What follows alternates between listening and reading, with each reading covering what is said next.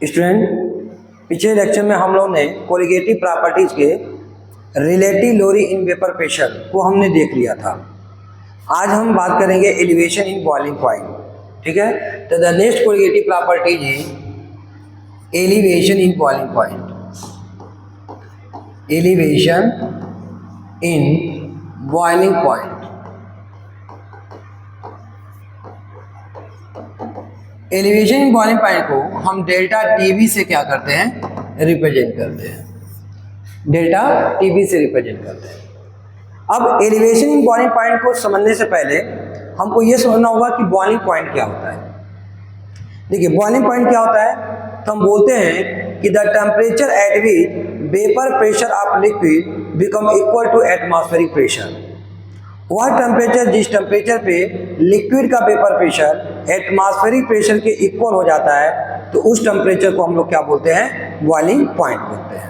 जैसे मान लीजिए स्टूडेंट कि ये हमारे पास एक बीकर है, ठीक है, और इसके अंदर कोई सॉल्वेंट रखा हुआ है, वोलेटाइल। ठीक है, इसके अंदर वोलेटाइल क्या है, सॉल्वेंट है। ठीक है, ये वोलेटाइल सॉल्वेंट है। तो ये जो सॉल्वेंट है, जो वोलेटाइल सॉल्वेंट है, इसके पार्टिकल जो होंगे सरफेस के, वो वेपराइज होकर के कहाँ जाएंगे, ऊपर जाएंगे। ऊपर जाएंगे, और ऊपर क्या है, एटमॉस्फेरिक प्रेशर है। एटमॉस्फेरिक प्रेशर कितना होता है, 1 atm। एटमॉस्फेरिक प्रेशर कितना होता है, 1 atm। तो एटमॉस्फेयर में प्रेजेंट जो गैस होते हैं, ठीक है, वो क्या करते हैं कि प्रेशर लगाते हैं लिक्विड के सरफेस के ऊपर।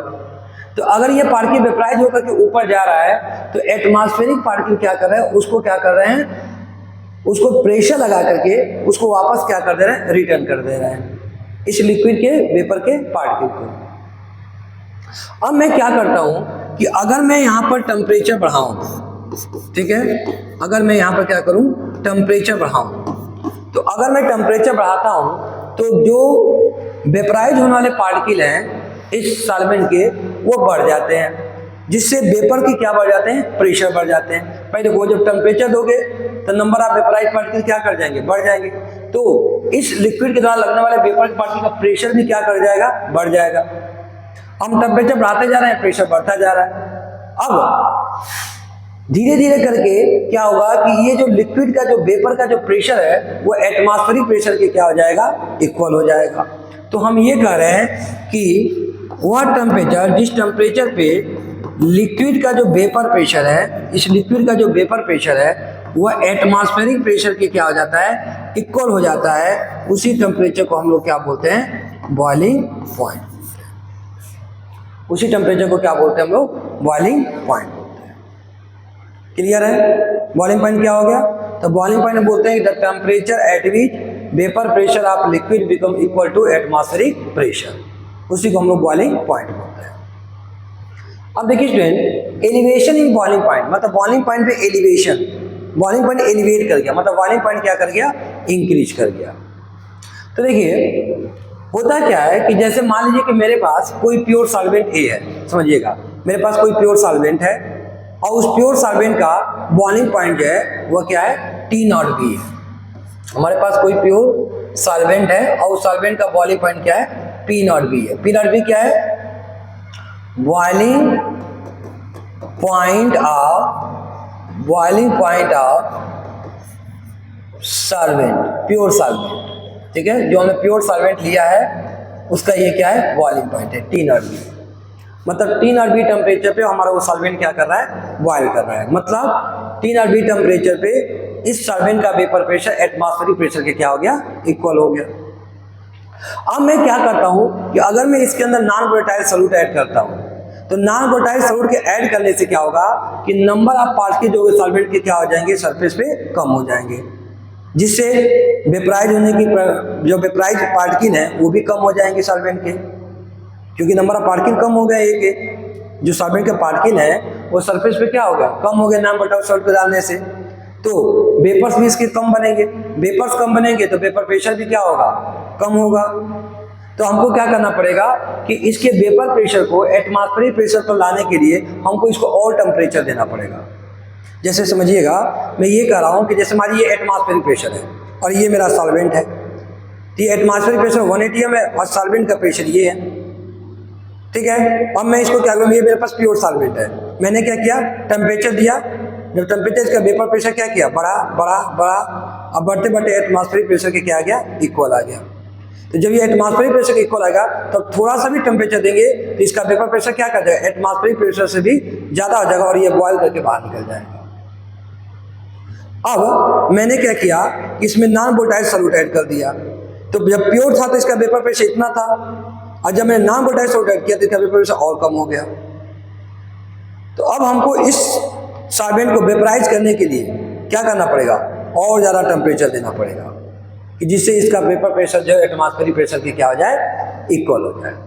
तो हम ये कर रहे हैं कि जब हमने नॉन वोलेटाइल सॉल्यूट ऐड कर दिया सॉल्वेंट में, तो अब इसका बॉइलिंग पॉइंट कितना हो गया, TB हो गया। TB क्या है, तो TB आपका है बॉइलिंग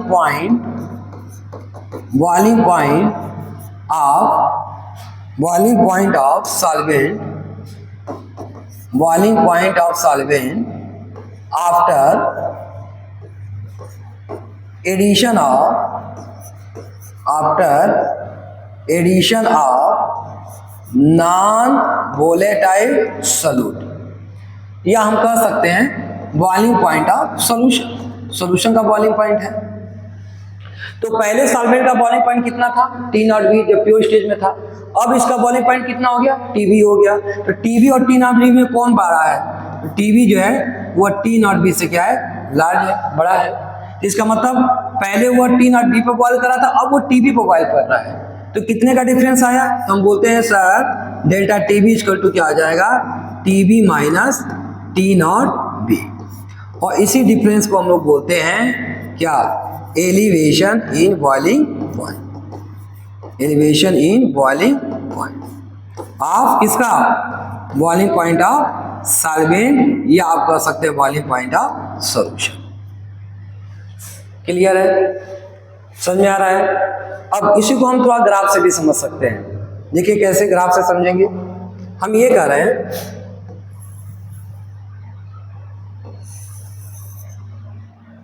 देखिए अगर मैं एक्स एक्सिस पे क्या लेता हूं, टेम्परेचर लेता हूं, और वाई एक्सिस पे मैं वेपर प्रेशर लेता हूं, ठीक है। और मैंने मान लिया कि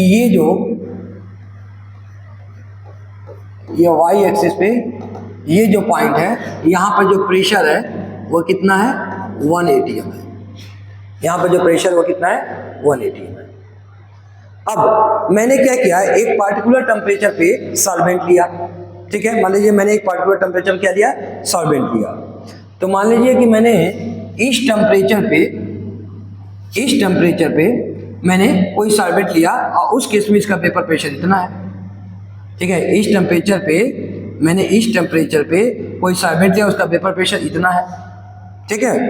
तो मैं ये कह रहा हूं कि अगर मैं इसका टेम्परेचर बढ़ाऊं इस सॉल्वेंट का, तो इसका वेपर प्रेशर भी क्या करेगा, बढ़ेगा बढ़ेगा बढ़ेगा, और बढ़ते बढ़ते जिस टेम्परेचर पे जाकर के इसका वेपर प्रेशर एटमॉस्फेरिक प्रेशर के क्या हो गया, इक्वल। अब देखिए इस टेम्परेचर पे, ये जो टेम्परेचर है, इस टेम्परेचर पे इस प्योर सॉल्वेंट का, जो प्योर सॉल्वेंट है, इसका वेपर प्रेशर क्या हो गया, एटमॉस्फेरिक प्रेशर के क्या हो गया, इक्वल हो जाए।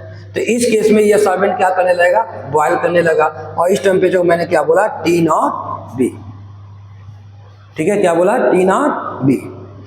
अब मैंने क्या किया, अगेन फिर से मैंने इसको लिया, सॉल्वेंट को उसी टेम्परेचर पे लिया, लेकिन इस बार मैंने क्या किया कि सॉल्वेंट पे मैंने नॉन वोलेटाइल सॉल्यूट ऐड कर दिया।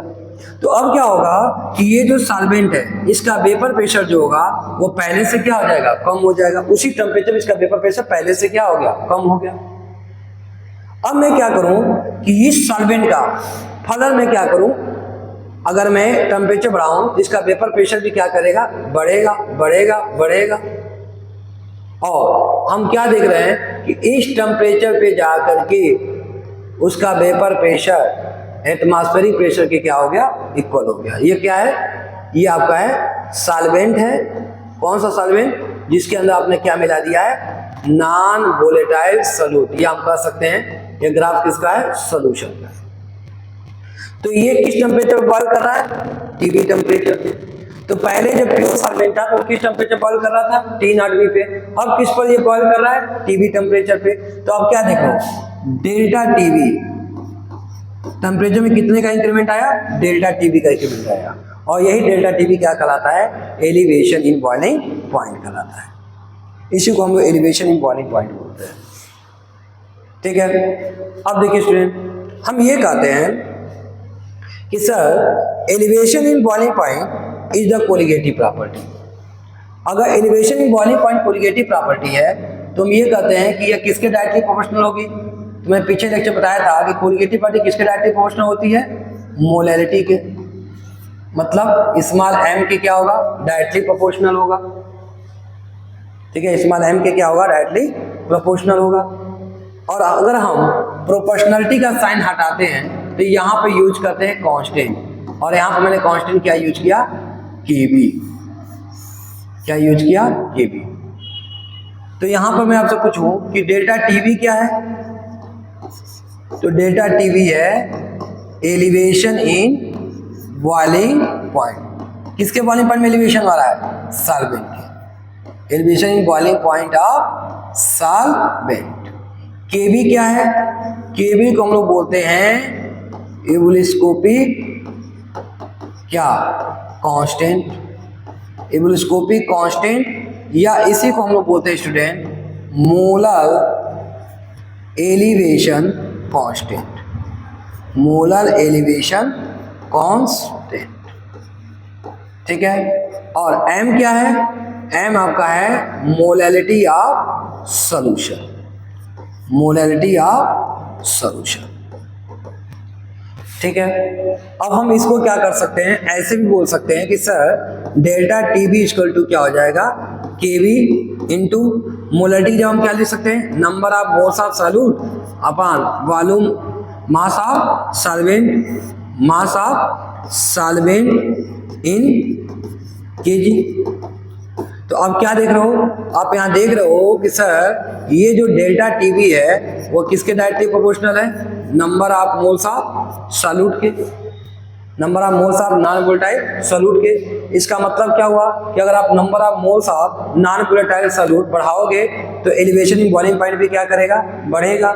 इट मीन्स दैट कि elevation in boiling point is the colligative property.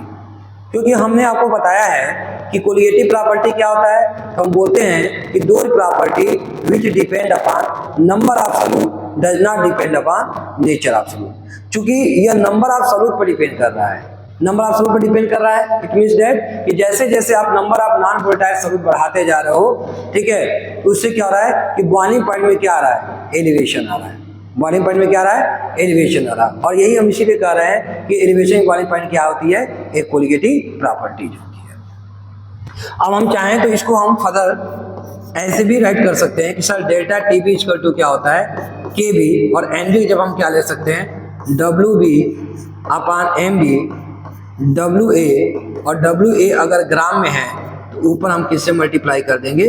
1000 से। तो ये हमारा एक प्योर टर्म फॉर्मूला निकल के आ गया डेल्टा टीवी का, मतलब एलिवेशन इन बॉइलिंग पॉइंट का। ठीक है, अब देखिए स्टूडेंट एक क्वेश्चन आता है कि एलिवेशन इन बॉइलिंग पॉइंट में एक क्वेश्चन और आपको पता है कि बताइए मोलर एलिवेशन कांस्टेंट क्या होता है? मोलर एलिवेशन कांस्टेंट क्या है? ठीक है, तो चलिए इसको समझते हैं कि यहाँ पर मोलर एलिवेशन कांस्टेंट क्या है। मोलर एलिवेशन कांस्टेंट, जिसको एबुलिस्कोपिक कांस्टेंट भी बोलते हैं, और इसको केबी से क्या करते हैं? रिप्रेजेंट करते हैं। मोलर एलिवेशन कांस्टेंट क्या है? तो आपने कहा कि सर डेल्टा टीबी जो होता है वह केबी इंटू एम के प्रोडक्ट के बराबर होता है। और अगर मैं सॉल्यूशन की मोलरिटी क्या कर दूं? 1 कर दूं, तो डेल्टा टीबी क्या हो जाएगा? केबी के इक्वल आ जाएगा। डेल्टा टीबी किसके इक्वल आएगा? केबी के इक्वल आएगा। अच्छा, सॉल्यूशन की मोलरिटी 1 कब होगी? तो बताइए मोलरिटी क्या होता है? Number of moles of solute present in 1 kg of solvent. मतलब अगर आप क्या करिए, सॉल्वेंट कितना ले लीजिए? 1 kg ले लीजिए, और इसके अंदर जो number of moles of solute add कर रहे हो वो कितना ले लीजिए? 1 मोल ले लीजिए। तो आपको मालूम है मोलरिटी क्या होता है, number of moles of solute upon mass of solvent in KG. ठीक है, तो number of moles of solute कितना हो गया 1, मास ऑफ सॉल्वेंट कितना ले लिया आपने 1, तो कट करेंगे तो मोलरिटी कितनी आ गई 1 आ गई। मोलरिटी कितनी आ गई 1 आ गई। तो अगर किसी सोल्यूशन में अगर हम किसी सोल्यूशन की मोलरिटी 1 करना चाहते हैं तो हमको क्या करना पड़ेगा कि अब हमको 1 मोल ऑफ सॉल्यूट को क्या करना पड़ेगा 1 केजी सॉल्वेंट में क्या करना पड़ेगा डिसॉल्व करना, जिससे उस सोल्यूशन की मोलरिटी क्या हो जाएगी 1 हो जाएगी। तो यहाँ पर अगर सॉल्यूशन की मोलरिटी 1 हो गई तो यहाँ पर केबी डेल्टा टीबी के क्या आ गया इक्वल आ गया। तो हम यहाँ पर कह सकते हैं कि सर मोलर एलिवेशन कांस्टेंट, जो मोलर एलिवेशन कांस्टेंट है, molar elevation constant is the क्या elevation in boiling point, is the elevation in boiling point when कब when 1 mole of non-volatile solute is added in 1 kg of solvent, 1 kg of solvent।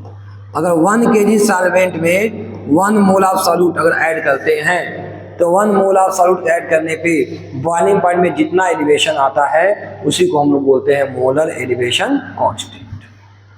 अगर इसकी unit की बात करें student तो हम कह सकते हैं कि सर इसकी यूनिट क्या होगी, तो हम कह सकते हैं कि सर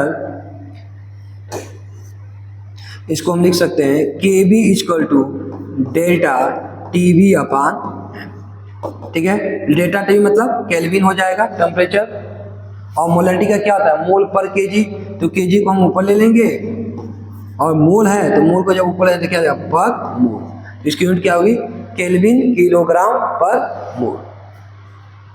ठीक है, वाटर के लिए अगर हम बात करते हैं तो वाटर के लिए केवी की वैल्यू कितनी होती है, तो याद रखिएगा वाटर के लिए केवी की वैल्यू होती है 0.52 केल्विन किलोग्राम पर मोल। ये वाटर के लिए केवी की वैल्यू होती है। आप चाहें तो इसको एक्सपेरिमेंटली भी निकाल सकते हैं। कैसे, जैसे आप 1 केजी क्या ले लीजिए वाटर ले लीजिए, 1 केजी वाटर लीजिए और आपको मालूम है कि वाटर का बॉइलिंग पॉइंट कितना होता है 100 डिग्री सेंटीग्रेड होता है। ठीक है, अब मैं क्या किया, मैं मार्केट में गया और एक ग्लूकोज का पैकेट लेकर के आया। ठीक है, और उसमें से क्या किया मैंने 180 ग्राम ग्लूकोज को क्या कर लिया वेट कर लिया। अब आपको मालूम है कि 180 ग्राम क्यों लिया, क्योंकि 180 ग्राम क्या है ग्लूकोज का मोलर मास है और किसी भी सब्सटेंस का 1 मोल जो होता है उसके मोलर मास के बराबर होता है। तो इसका मतलब अगर मैं क्या करता हूँ तो 180 ग्राम ग्लूकोज ले लेता हूँ, ठीक है, तो ये किसके बराबर आ गया 1 मोल के बराबर आ गया इसके। ठीक है, अब मैं क्या किया, हमने 180 ग्राम ग्लूकोज इसमें डाला और डालकर फिर से सोल्यूशन को गर्म करना चालू किया।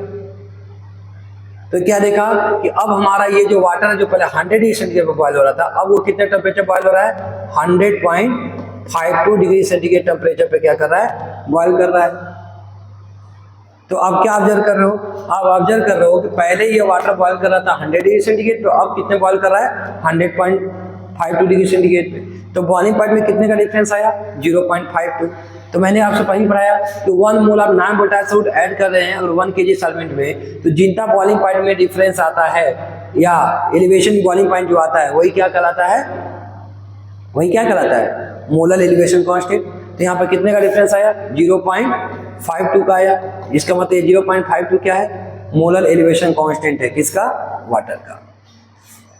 ठीक है, अब स्टूडेंट एक चीज और ध्यान रखिएगा, ठीक है, कुछ पॉइंट से थोड़ा ध्यान दीजिएगा। नोट नंबर 1 ये है कि स्टूडेंट एक चीज ध्यान रखिएगा कि elevation in boiling point is the colligative property. जो एलिवेशन इन बॉइलिंग पॉइंट है डेल्टा टीवी जो है वह एक कोलिगेटिव प्रॉपर्टी है। क्यों, क्योंकि जैसे जैसे आप number of moles of solvent add करते जाओगे तो सॉल्वेंट के बॉइलिंग पॉइंट में क्या होता जाएगा एलिवेशन होता जाएगा। ठीक है, लेकिन ये स्टूडेंट याद रखिएगा कि boiling point is not a colligative property. Boiling point जो होता है वो कोलिगेटिव प्रॉपर्टी नहीं है। Elevation in boiling point colligative property है लेकिन बॉइलिंग पॉइंट कोलिगेटिव प्रॉपर्टी नहीं है। इसका मतलब क्या हुआ कि इसका मतलब ये हुआ, अगर मैं वाटर को लेकर के समझो तो चाहे आप वाटर 1 ml लीजिए, चाहे 5 ml लीजिए, 100 ml लीजिए, 1 लीटर लीजिए, 10 लीटर लीजिए, वाटर हमेशा किस टेम्परेचर बॉयल करेगा? 100 डिग्री सेंटीग्रेड पे ही बॉयल करेगा। ये अमाउंट पर डिपेंड नहीं कर रहा है कि आपने वाटर कितना लिया है। तो वाटर अगर बात करते हैं बॉइलिंग पॉइंट की, तो बॉइलिंग पॉइंट कोलिगेटिव प्रॉपर्टी नहीं है, क्योंकि यह अमाउंट पर डिपेंड नहीं कर रहा है कि आपने अमाउंट कितना लिया है। लेकिन एलिवेशन इन बॉइलिंग पॉइंट क्या है? एक कोलिगेटिव प्रॉपर्टी, क्योंकि ये डिपेंड कर रहा है कि आपने उसमें कितना नॉन वोलेटाइल सॉल्यूट ऐड किया है। जितना ज़्यादा आप नॉन वोलेटाइल सॉल्यूट ऐड करते होगे तो बॉइलिंग पॉइंट में एलिवेशन उतना ही क्या आएगा? ज़्यादा आएगा। एक नेक्स्ट आपका एक क्वेश्चन और आता है, केबी को थ्योरेटिकली फाइंड आउट करने के लिए। केबी इक्वल टू होता है R T B naught square 1000 into L V. ये आपका एक फॉर्मूला होता है। केबी सबको मालूम ही है। आर यहाँ पर क्या है? तो आर को हम लोग बुलाते हैं यूनिवर्सल गैस कांस्टेंट। ठीक है, यूनिवर्सल गैस कांस्टेंट, जिसकी वैल्यू सबको मालूम है। इसकी 3 वैल्यू होती है। एक आपका था 0.0821, क्या होता है? एटीएम लीटर पर मोल केल्विन। दूसरे का क्या होता है? 8.314 जूल पर मोल केल्विन। और तीसरा होता है 2 कैलोरी पर मोल केल्विन। अगर हम बात करते हैं आरटीबी नॉट का, तो इसका मतलब क्या होता है? Boiling point of pure solvent, जो प्योर सॉल्वेंट का बॉइलिंग पॉइंट है। एलवी क्या है? तो एलवी को हम लोग बोलते हैं latent heat of vaporisation of solvent पर ग्राम। जो आपने सॉल्वेंट लिया है पर ग्राम, मतलब 1 ग्राम सॉल्वेंट को लेकर के उसको वेपराइज अगर हम करें तो 1 ग्राम सॉल्वेंट को वेपराइज करने में जो हीट लगता है उसी को क्या बोलते हैं? Latent heat of vaporisation.